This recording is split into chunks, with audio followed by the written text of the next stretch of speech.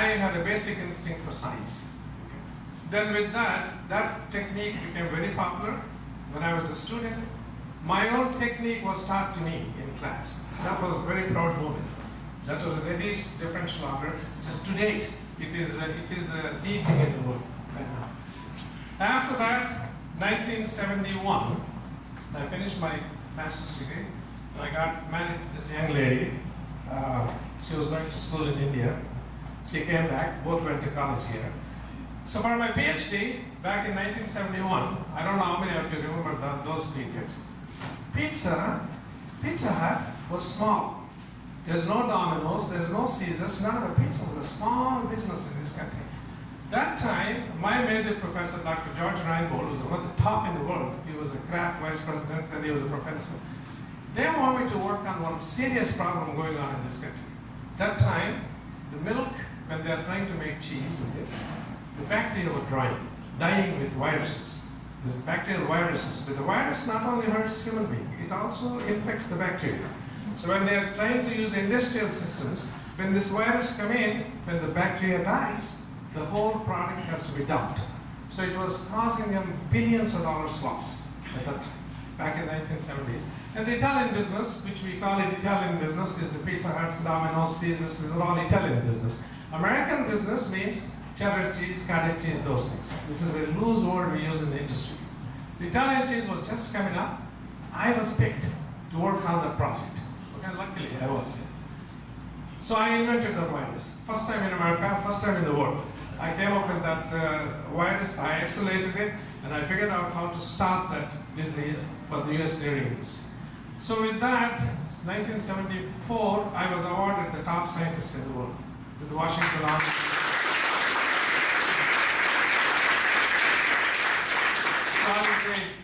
So the French went on a battle with us. He said, no, we invented, not America.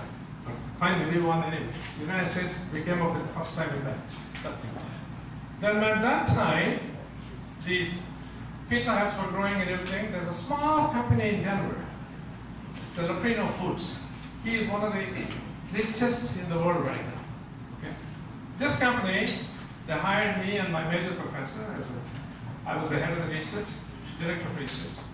We both finished college by then. My wife did her bachelor's degree and I did my PhD, and we moved to Denver.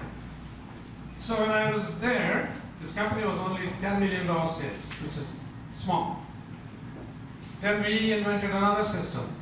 It is to expand the cheese with a limited amount of milk. Okay? This is, I don't want to take into technical things.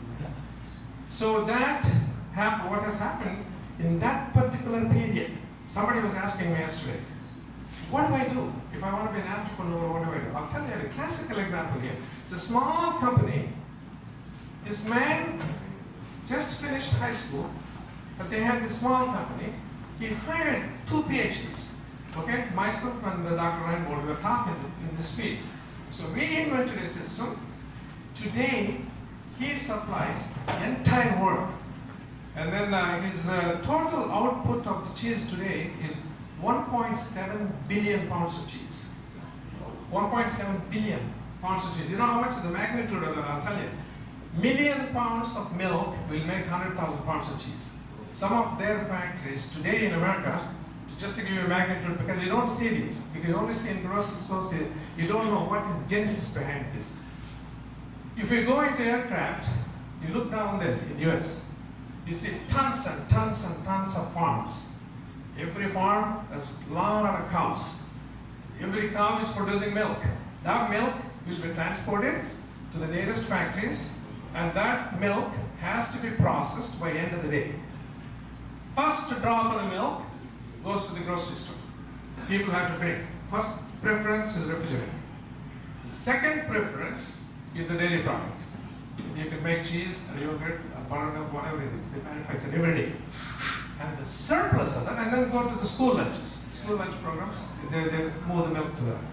The last one left over is dried as a milk powder.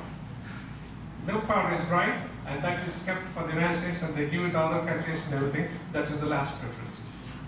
So the magnitude of the business right now is each factory in this country, believe me or not, Some of the factories are processing 10 million pounds of milk a day. In 24 hours, each factory puts out million pounds of cheese. In 24 hours. And that cheese is dragged out, goes to Pizza Hut, Domino's, Caesars, you name it, you got it. All the pizzerias in the country. You know? This movement has to go on every day, every day. But if you can imagine, if there's a stagnation in the manufacturing, if there's a problem in it, you have a serious problem. Okay? We cannot stop this momentum. Okay? So that is where, the reason I gave you a little background, that way you appreciate what goes on behind these grocery stores. So my involvement at that time, back in 1974, I was there as the head of the research. I moved up as a head of the operations. 1981, is it 81? Yeah, we started a company. The reason I did that, here's an entrepreneurship. I was getting sick and tired. Same thing, go to California, go to New York, go here, go there, go to Europe, come back. Airplane to airplane, okay? So we were building the plants, and I was doing all of that. Then one day I examined myself. What am I going to do the rest of my life? I was 32 years old. And then I was well known. I was making reasonable amount of money. Yeah, it's a job, right? So I thought, I got an idea. This is where the entrepreneurship comes in. I got an idea. Why not there are small people out there too. It's not only these big monsters, the little people out there. They can't afford research. So why not I supply research to them, and then also I'll make the little business, right? This is what the idea was. Bingo, we jumped in. That's what it's called ADFAC Labs, American Dairy and Food Consulting Labs. That is what we started back in 1982. My wife was with me at that time too. She made the brochures and everything, you know, and this company was formed. This American, once I started it, very interesting thing happened. 6 months later, not even 6 months, 3 months later, these big conglomerates called me. They said, we don't want you to do that. Yeah? Whatever you need, we'll give you. You be a partner with us, and I became a partner with Dairy Farmers of America. Dairy Farmers of America handles every ounce of milk in this country in 42 states. The biggest in the world. So they made me as a partner. Okay? Then I designed the systems. I made billions of dollars. Okay? And then the hunky-dory everything. While this is going on, interesting. Pizza Hut started as an entrepreneurship again. One college student was going to school in Wichita, Kansas, back in 1955. He did not have any money. To put him through school, he was making pizza. He just came up with an idea to make this Italian type of dish. Then one led to another one led to another one. Last, Coca-Cola bought him out. No, it's Pepsi. Pepsi bought him out. Pepsi paid him, I think, over $3.5 billion. Okay? A student started an entrepreneurship. And then Domino's Pizza, also started by a student, Mr. Monahan. I used to work with him. You might have seen in the USA Today, myself and him, and I was, they put it in the USA Today that I was paid $1 million a year by him. I asked Tom, where is the money, Tom? He said, you did spend it, okay? Okay. Tom, he started, he was going to college, architectural student. He was a student of architecture, didn't have money. Same thing. He was trying to, he got an idea. Hey, these Pizza Huts are big guys. I can't compete with them. He got an idea. Why not deliver pizza to the dormitories?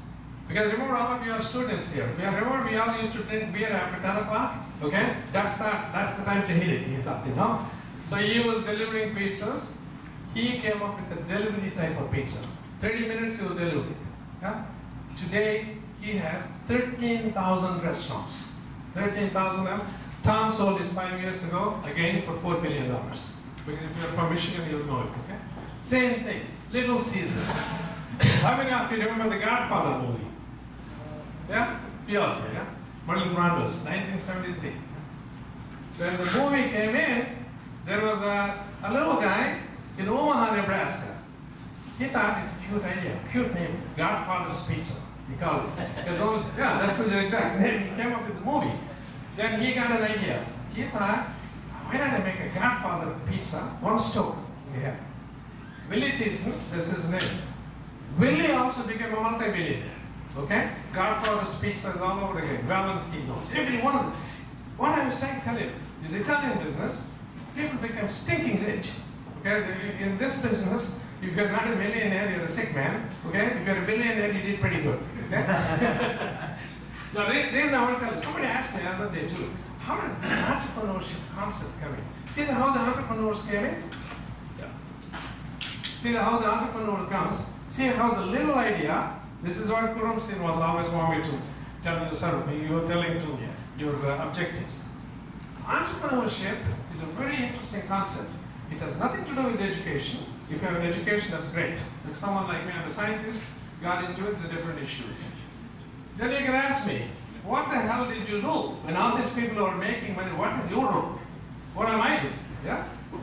What I did, how many of you remember, it used to take pizza at home for you to make 30 minutes to 40 minutes. Anybody remember that? Nobody remembers. Because that means it's thing of the past, yeah? It used to take 30 minutes to 40 minutes in restaurants. Today, it's done in less than 5 minutes. Okay? Why is that? Where is innovation? Less than 5 minutes, how could you do it? Engineering came along. Radiant ovens, microwave ovens, and all this, right? As a technologist, we designed the system.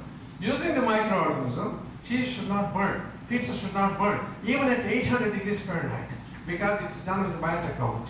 That's what our company does. Okay? Like if you look at the television, you see the ads in television, Pizza Hut cheese springs like million miles, okay? Right? And then one guy will be walking round and round and round with a little Caesar pizza and all that. All those designs are done by our company. We do that. This is all microbiological and enzymatic systems. Okay? A lot of people would not know you in this one. Where do these things go? Because nobody knows where they go.